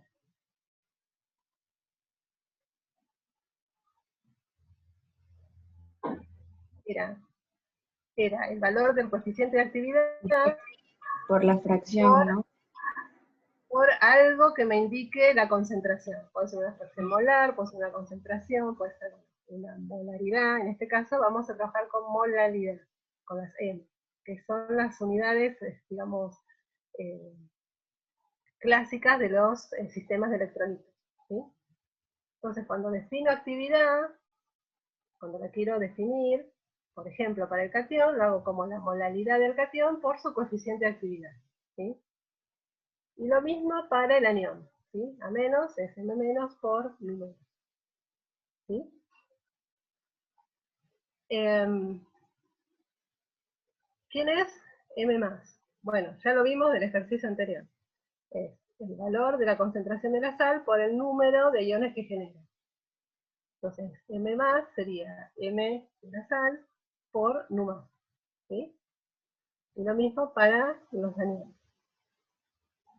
Entonces, si reemplazo esta expresión de M más y M menos en la anterior de la actividad, llego a esto que está acá. A más es igual a M de la sal por nu más por el gamma más, ¿sí? Entonces, esta es una nueva expresión, digamos, para esta actividad. Pero bueno, son totalmente equivalentes, digamos, no estoy descubriendo nada nuevo. Estoy reescribiendo lo mismo de otra forma. Pero bueno, ¿para qué hago todo esto? Para ir a esta ecuación, que la repetí acá, y reemplazar estas actividades por lo que acabamos de desarrollar, ¿sí? Entonces fíjense que ahí está puesto lo que corresponde a más y lo que corresponde a menos, ¿sí? ¿Me siguen hasta acá? Sí. Bien. Bueno, lo que voy a hacer ahora es reagrupar cosas. Todo lo que sea gamma, lo pongo junto. Gamma más a la nu más, por gamma menos a la nu menos, ¿no? Que vienen de esto de acá. Por nu más a la nu más, por nu menos a la nu menos, ¿no? Que vienen de estos previos que quedaron expresados cuando reemplacé la actividad. Y lo que me queda, digamos, como factor repetido es n sub i a la nu. Fíjense que ya no es a la nu más y a nu menos, sino a la nu. Porque como tiene la misma base, los puedo juntar y sumar los exponentes, ¿sí? Propiedad de exponentes, de igual base. Bueno, estos factores así reagrupados los puedo renombrar, los puedo bautizar de otra manera. Este factor lo voy a llamar gamma más menos a la nu. Y estos números de iones serían nu más menos a la nu, ¿sí? Estoy poniendo nombres nuevos a las cosas que fuimos encontrando. Entonces, cuando escribo a más menos a la nu, ya no, en vez de escribir todo esto, uso esto. Uso los gamma más menos y los nu más menos. Entonces, a más menos a la nu es gamma más menos a la nu, por nu más menos a la nu, por m sub i a la nu, ¿sí? Como todo está a la nu, directamente lo puedo escribir como está acá abajo, ¿sí? A más menos es el coeficiente iónico medio, que es gamma más menos, por nu más menos, por m, la molaridad del electrolito. Esto es lo que se conoce como actividad iónica media del electrolito. Ya lo habíamos visto acá, ¿ven? Pero esta es una nueva forma, ¿sí?, de expresar, en función de los gamma, que es lo que yo quería llegar, ¿no? Que es la expresión clásica para una actividad. Un gamma por un valor que indique concentración. Acá al costado lo volví a repetir porque en realidad todas las CMI, más, menos, etcétera, van divididas por un M sub 0 que es la escala molar, ¿no? M sub 0 es el valor 1 molar, que sería el valor del estado estándar, digamos. Esto es para que la actividad quede expresada directamente sin unidades. Yo no lo puse porque no quería, digamos, poner más cosas de lo que ya estaba escribiendo, pero acá al final quería que recuerden que en realidad cada m va dividida por m sub 0, que es 1 molar, de forma tal de que queda dimensional, ¿sí? Cociente de molaridad, ¿sí? Se trabaja en esta escala molar. En en soluciones de electrolitos. ¿Sí? Como usamos la escala molar, m sub 0 vale 1 molar. Entonces cualquier concentración está dividida, digamos, por 1 molar. Y queda adimensional. Esta es una expresión, bueno, que vamos a usar enseguida. Acá les repetí cómo queda expresado el coeficiente de actividad iónico medio. ¿Sí? Gamma más menos a la nu por gamma más a la nu más por gamma menos a la nu. ¿Sí? Lo que nos va a interesar de todo esto, estos que están acá abajo también ya se los había definido antes. Agregué este nuevo, ¿no? Fíjense que todos, gamma, nu y m, tienen sus equivalentes, ¿sí? Expresados en iónicos medios, digamos. Puedo expresarlos de esta manera cuando combino el aporte del catión para cada uno de ellos. En el caso del gamma, es importante que lo tengan presente porque es lo que me va a interesar conocer de la mezcla, el gamma más menos. Cuando yo quiero expresar la actividad de la solución, lo que voy a querer expresar y buscar y encontrar un valor es para el gamma más menos, ¿sí? Para poder después expresar la actividad del electrolito. ¿Sí? El gamma más menos, tengo dos opciones, o lo mido experimentalmente, en ensayos como armado de una pila, como también por propiedades coligativas lo podría medir. Bueno, hay toda una serie de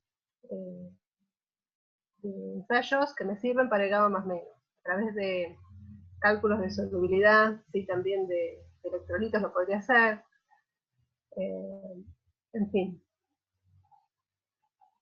Sin embargo, también vamos a ver una forma teórica, ¿sí? de estimarlo. ¿Sí? Sin embargo, el gamma más y el gamma menos, por su cuenta, digamos separados de lo que es gamma más y gamma menos, no es un parámetro que se pueda medir experimentalmente. No me queda otra que estimarlo de manera teórica, no son medibles, son teóricos justamente. Son cuestiones que vienen de la mano, digamos, de la teoría que acompaña la conductividad de electrolitos, pero no es algo que pueda medir en el laboratorio. Sin embargo, gamma más menos sí. Entonces tengo dos caminos, o lo voy a medir, o lo estimo con alguna teoría, que es esta, la de Debye-Hutton. ¿Sí? Esta teoría me permite estimar el valor tanto de gamma más menos, como de gamma más y de gamma menos. ¿Sí? ¿Qué considera esta teoría? Bueno, va a considerar el movimiento de cada uno de los iones que están, digamos, en un sistema, digamos, disueltos en un solvente, y que están estos iones interaccionando entre sí, ¿no? Y que tienden a moverse. Tiene algunas, digamos, suposiciones o consideraciones. Por un lado, que las iones son esferas rígidas, ¿sí? Impenetrables, y por otro lado, usa un diámetro medio de iones. Si bien los cationes suelen ser más chicos que los aniones, usa un valor medio para ambos dos.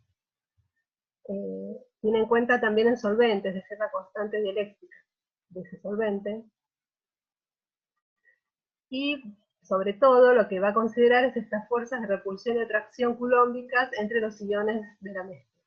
¿Sí? Cómo se van formando estos sistemas donde tanto el anión como el catión tienden a rodearse de cargas o de partículas de carga opuesta. Fíjense que acá en el dibujo, no sé si lo llegan a ver, el catión que está en rojo está rodeado de aniones, y el anión que está en azul está rodeado de cationes. Eso es lo lógico de acuerdo a sus cargas electrostáticas. ¿Sí? Eso genera lo que se conoce como una atmósfera iónica alrededor de cada uno de los iones, y es lo que va a determinar un poco el valor de la actividad de estos iones en la solución. ¿Sí?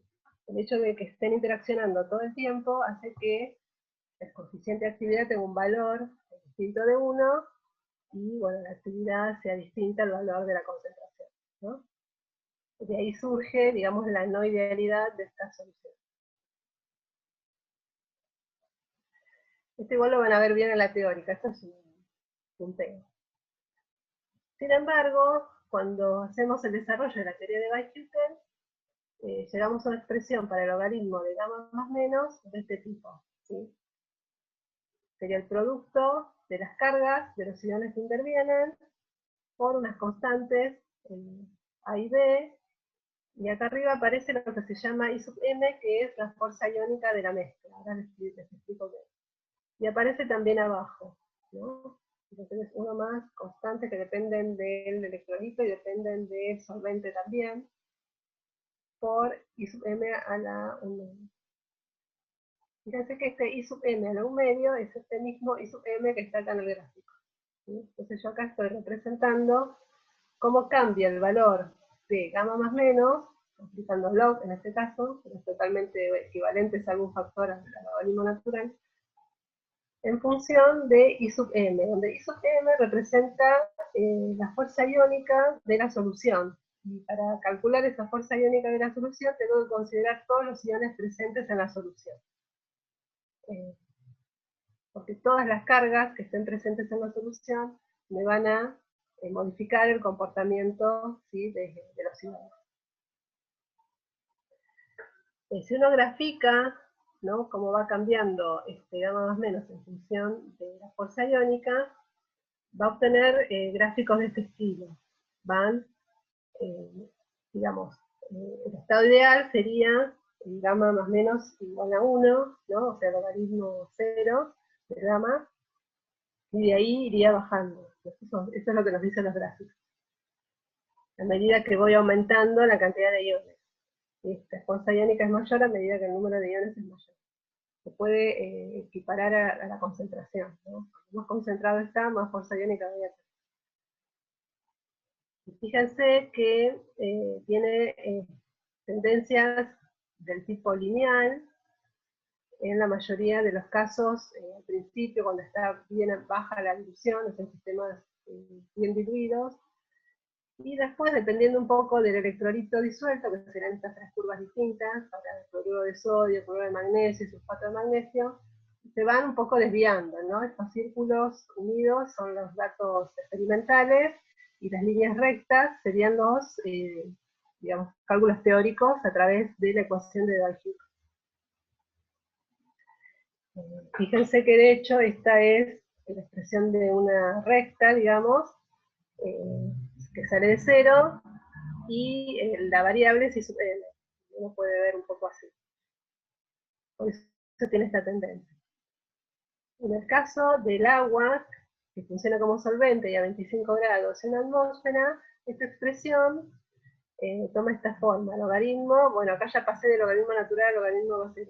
Logaritmo de gamma más menos es igual a menos 0,510 por la carga del catión, por el módulo de la carga del anión, por la fuerza iónica dividido el valor de molaridad estándar a la 1 medio. Entonces, esta expresión, ¿sí?, es fuerza iónica elevada a 1 medio, es raíz de la fuerza iónica, que es lo que está acá abajo. Esta expresión representa cómo se comporta entonces el valor de gamma cuando voy aumentando la concentración del electrolito. Y la tendencia que se ve es que es bastante lineal, sobre todo a baja concentración. O sea que esta ecuación me representa bastante bien los resultados experimentales cuando estoy a baja concentración. Esta, como está acá expresada, ¿sí?, no es exactamente igual que la primera. Esta de abajo se conoce como ley límite de Weisshütten para soluciones muy diluidas. Y particularmente va bien para fuerzas iónicas menores de 0,01 molar. ¿Sí? Fíjense que la fuerza iónica está en molar. Ya cuando estoy en soluciones un poco más concentradas, a lo mejor tendré que usar la de arriba para que me funcione mejor. ¿Sí? Pero de todas maneras, a medida que yo aumento la concentración, los ajustes son pobres, ¿sí? Entonces, esta teoría, digamos, no se puede usar en cualquier valor de concentración. Siempre estoy en valores más bien bajos. Por otro lado, fíjense que ese buen o malo ajuste va a depender del tipo de sal que esté disolviendo. Va mejor para las que son 1,1, y cuando empiezan a ser 1,2, los dos, bueno, el ajuste es más pobre. Más pobre a concentraciones altas, sobre todo. Siempre a bajas concentraciones uno podría decir que ajusta bien.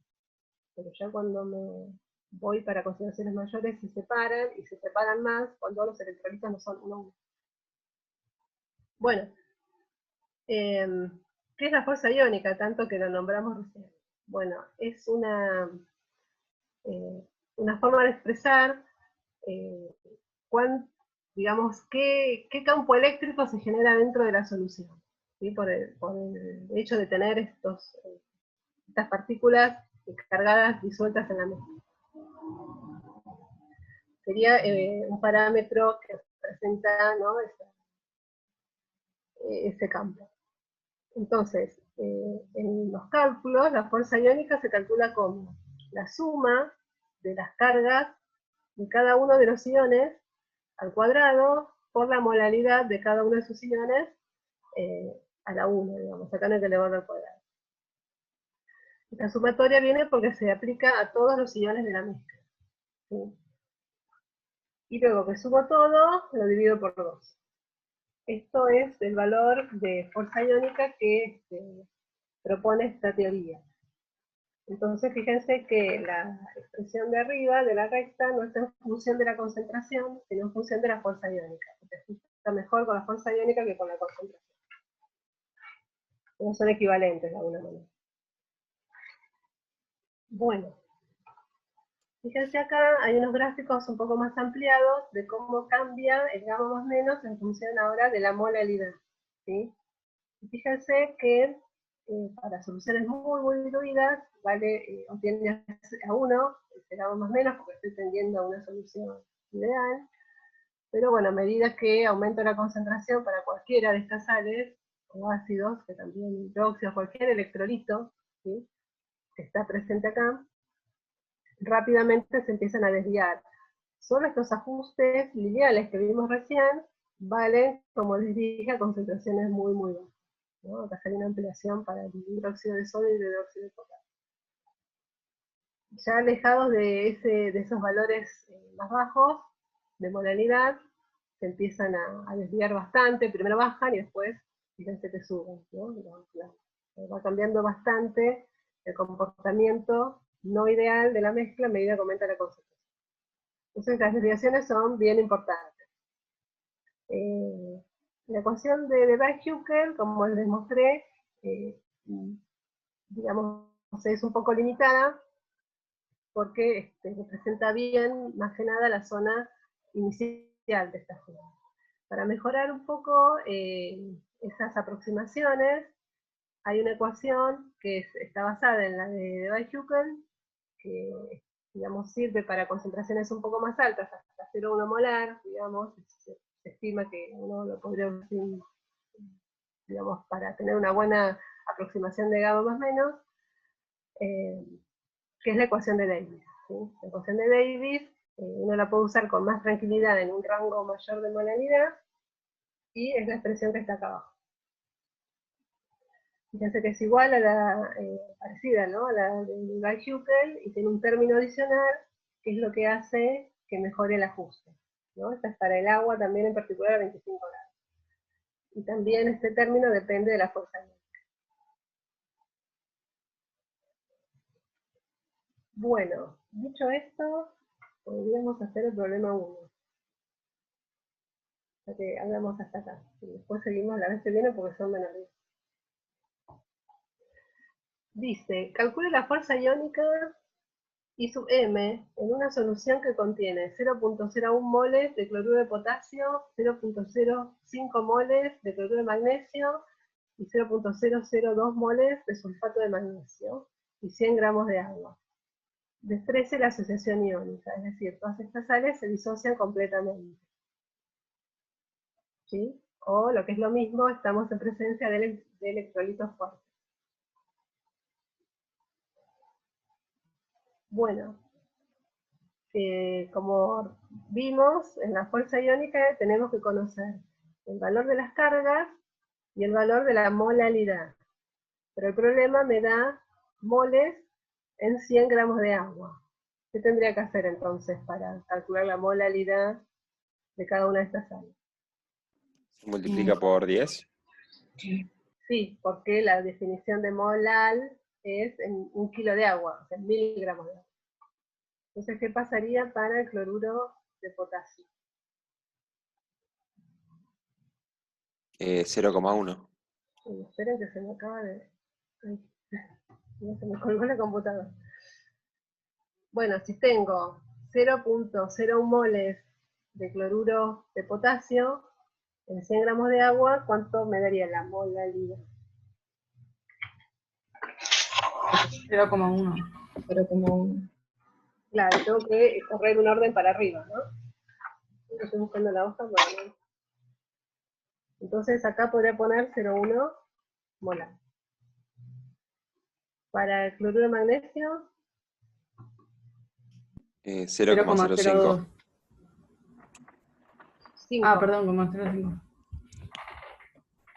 molar. Para el sulfato, 0,02. 0,02. molar. ¿Qué pasa con los iones?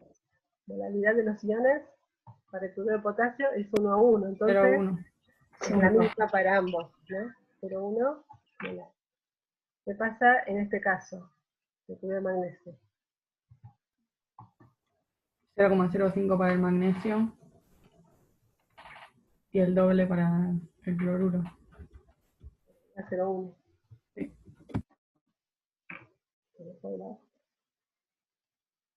Y acá abajo,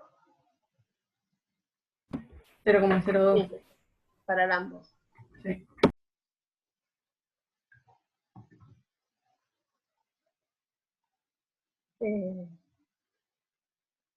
Me falta un Falta un 0, 0 ¿no? ahí, sí. Bien. Entonces, de acuerdo a la definición de fuerza iónica, ¿qué tendría que considerar? Bueno, tengo que considerar todos los iones que participan. Les digo una cosa, fíjense que la fuerza iónica participaba en la ecuación, por ejemplo, de Davis, ¿no? Porque está metida acá, ¿no? La fuerza iónica en un término y en el otro. Pero este gamma más menos es de uno de los electrolitos que a mí me interese averiguar, ¿no es cierto? Es de un electrolito. Por ejemplo, el ejemplo este que estamos haciendo podría ser el gamma más menos del cloruro de potasio, del cloruro de magnesio o del sulfato de magnesio. Sin embargo, cuando calculo la fuerza iónica, tengo que ver qué pasa en la mezcla para ese electrolito. Bueno, en este caso resulta que aparte del cloruro de potasio tengo 2 electrolitos más. Entonces, todos esos van a aportar a la fuerza iónica. Por más que mi interés sea calcular el gamma más menos de este electrolito en particular. ¿Sí? Igual en los ejercicios que siguen lo vamos a ver, no se preocupen. Pero Claro. les quería recalcar eso. El Sí, gamma más menos de la ecuación de Davis es para un electrolito. Pero la fuerza iónica involucra todos los electrolitos. Así sean diferentes al que da origen, digamos, a este gamma más menos. ¿Sí? Igual en este ejercicio vamos a calcular fuerzas iónicas. Entonces, en este caso, tengo que considerar todos los iones, entonces tengo que considerar la carga del potasio al cuadrado por la molaridad del potasio, más la carga del cloruro al cuadrado por su molaridad, más la carga al cuadrado del magnesio por su molaridad, más la carga del sulfato al cuadrado por su molaridad. Pues son todos los iones presentes, ¿no? Tengo cloruros, potasios, magnesios y sulfatos. ¿Sí? Son los iones que me aparecen. No me olvidé ninguno. 1, 2, 3, 4. 3, 4. Bien. Entonces, una vez que tengo acomodado esto, sumo y saco, divido por 2. A ver, yo quiero que me vayan diciendo qué valor de cada término. Así los voy anotando. 1 al cuadrado más 0,1. O sea, 1 al cuadrado es 1. Sí. Por 0,1. Y ahí terminó para el Potasio. potasio. No sé si se entiende, porque ven todos los números juntos. Voy a por un poco. No sé por qué quedó tan gigante. Bueno. Y en el otro, en el cloruro, estamos acá. Lo mismo. Igual. Menos 1 al cuadrado. ¿Lo Es mismo? 1. ¿Lo mismo, lo mismo? No, bueno, con menos. Ah, no, No, pero no, si está al porque está elevado cuadrado, al cuadrado, claro. o sea, el 1 estamos todos de acuerdo que va el 1 para el cloruro. ¿Y qué pasa con la molaridad del cloruro? ¿Vale 0,1? Sí. Habíamos dicho que sí. Cloruro de potasio, sí. De El los 0,2 cloruros, no estoy sería. hablando, Hay de que los cloruros. sumarlos. Ah, ok. Bueno, sí, podemos escribir cada una de las sales repetido, ¿no? Y poner más términos en la ecuación. Eso no sería problema. Pero para no escribir tanto, uno podría reunir, ¿no?, todos los cloruros presentes. 0,2 entonces. Entonces, ¿cuánto daría? 0,2. 0,2. Y la idea es que agrupé los cloruros, ¿no? O sea, los sumé. En el otro no podía porque había una sola fuente de potasio. Pero como el cloruro se va repitiendo en otras sales, lo mismo va a pasar para el magnesio. ¿Cómo quedaría el magnesio? 4. 4 por 0,07. 10. Y el último que me queda es el sulfato, que ese sí está solito. 4 por 0,02.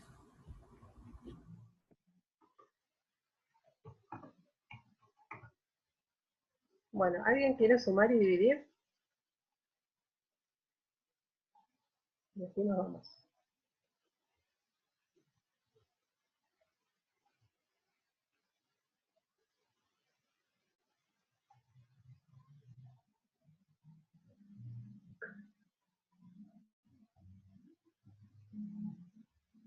¿0,33 puede ser? Exacto. A mí me da eso.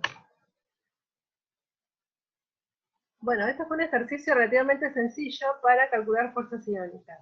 Pero acuérdense que el objetivo no es calcular la fuerza iónica en sí, que si bien es importante, sino que el objetivo es calcular el gamma más menos. Eso lo hacemos la clase que viene, con la ecuación de Davis. Pero necesito pasar por esto, y hay que saber, ¿no?, cómo hacerlo, hay que practicarlo. Parece una pavada, pero bueno, uno se puede llegar a medio marear. Alguien me podía preguntar también qué pasa con la autohidrólisis del agua, por ejemplo. Yo estoy trabajando en agua y está ¿no?, la hidrólisis propia del agua, que genera aniones oxidrilos y cationes protones, ¿no?, hidrógenos más. ¿Por qué no los puse acá? Porque en realidad están en la mezcla y tengo que considerar todos los iones de la mezcla y esos en principio también deberían ir. ¿No considerar solo los electrolitos? Bueno, pero los electrolitos son partículas que tienen carga, ¿no?, en el fondo. O generan partículas cargadas. Y cuando se autodisocia el agua, genera OH- y H+. ¿Pero no es el solvente el agua? No tratas el agua como solvente. El agua es el solvente, pero el solvente está aportando una parte de los iones de la mezcla. Pasa que ni hablamos del solvente, pero ¿por qué? No es que me olvidé, digamos. En realidad, se podrían poner en el cálculo de la actividad, perdón, el cálculo de la fuerza iónica, porque son iones reales que aportarían a la fuerza iónica, porque es verdad que se autodisocia. Pero ¿qué pasa? A 25 grados, digamos, es tan bajo ese valor, ¿no? Y acá estos electrolitos encima no son ácidos débiles, ni bases débiles, ni ácidos fuertes, ni bases fuertes. O sea que el pH de esta solución en particular va a estar en 7, ¿no?, en teoría, porque no hay nada ácido o básico que aporte, por lo menos en gran medida. Entonces, si es así, la concentración de los protones y de los oxidrilos, ¿cuánto vale? Una solución de agua a 25 grados, que no es ni más, que es neutra, desde el punto de vista del pH. ¿Se acuerdan cuánto vale el pKa de la hidrólisis del agua? El pK, digo, de la hidrólisis del agua.